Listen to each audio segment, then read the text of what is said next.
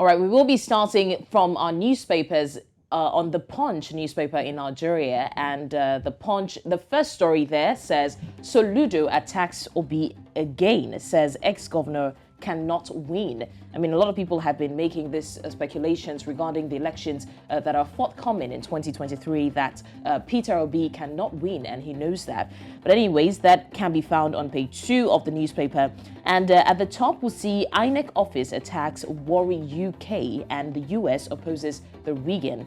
The military places 95 million naira bounty on 19 bandits, kingpins, that's in Nigeria. Now, the concern is whether or not they're going to forgive these bandits. It's been an ongoing conversation where you catch the bandits and then you forgive them eventually. And hopefully we see that the punishments are meted. Now, on page 20, we see that organized private sector sets $9 trillion agenda for the federal government. And then at the bottom, we see oil theft. The federal government arraigns 16 foreigners and detains a vessel. I mean, since about 2 months ago now, we've been talking about crude oil and oil theft and all of that. And we're still seeing that some vessels are still being detained. It's an ongoing challenge. Now, on page 4, driver arrested for crushing Ekiti policeman to death. A very sad story there on page 4. Then on page 25, we can see Tinubu's victory certain, according to Lalong, as campaign begins. And the final story here says, resists government control, according to NPAN, who advises the media practitioners on page 5, I think. And that's all we can take for the Punch at this morning. All right, let's still stay in Nigeria. And this time we're looking at First Newspaper. On the front page, the big story is letter bomb. 2023 presidential election, Soludo writes off Peter Obi. So it's a letter, it's a 4,008 worded letter. He's written to Peter Obi, talking about the many reasons why he thinks Peter Obi cannot win, making analysis of how he's decamped from ABGA to all the various parties Peter Obi has been through. He says Labour Party presidential flag bearer cannot win, only playing game. He'll only make Tinubu's victory easier, says Anambra Governor. Obi indirectly pulling down PDP for Tinubu. He'll come distant third. There's so many things that the letter contains, but we're moving away from that. NIS retrieves 513 voters' cards, national IDs from foreigners. Citizens not feeling GDP growth impact, says federal government. Why we held 43 meetings with monarchs, others, says ICPC. NBC finds Arise TV over fake news on Tinubu.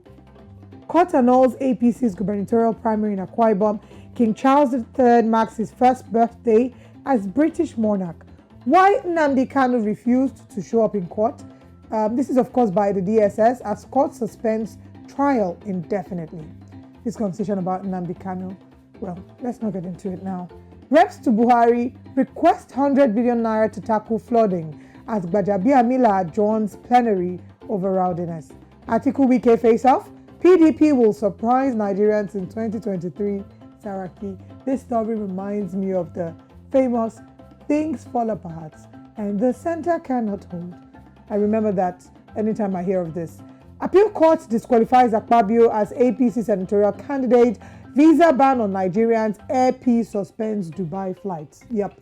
They started sending text messages to people who have booked flights and told them that they have to make sure that they fly by the 20th of November. So imagine that you planned to come for Christmas. Maybe your flight was scheduled for the 10th of December. They sent messages to people yesterday telling them you have to reschedule your flight and make sure you fly by our latest flight, which is on the 20th of November. Wow. Well, anyway, moving on from that, one more story. Military declares 19 terror commanders wanted, places 95 million naira bounty on them. That's all we can take this morning on the front page of First News. All right, let's go to Kenya. The Daily Nation, the first story there says, place junior high in primary, according to parents. And then we also see revealed a new push to create 5 counties gathers steam, and that's in Kenya. And in sport, Ronaldo says he's been forced out of Manchester United. And in health, we see a question there says, Are you under 25 and suffering from diabetes? Here are some good news. So if you want to see the good news as to how to take care. I remember we talked about diabetes yesterday, and it's a killer disease. Even though it's not communicable, it's actually a very dangerous one. So look at page 10. It says that Kenya below the age of 25, or Kenyans rather below the age of 25, will now access insulin, blood glucose monitoring equipment, syringes, and other supplies at no cost, which is actually very good news. Because typically it's very expensive. Exactly, and that's one of the ways to tackle and fight diabetes in Kenya. Then in education, like I said earlier, tender age of learners and congestion cited in presentations to team collecting news. And on page 10, talking security, it says, "We are coming for you. Kindiki wants gangs amid outcry." There's been outcries of gang attacks here and there in Kenya, and the security sector is trying to tackle that. That's all we can take for the Daily Nation in Kenya.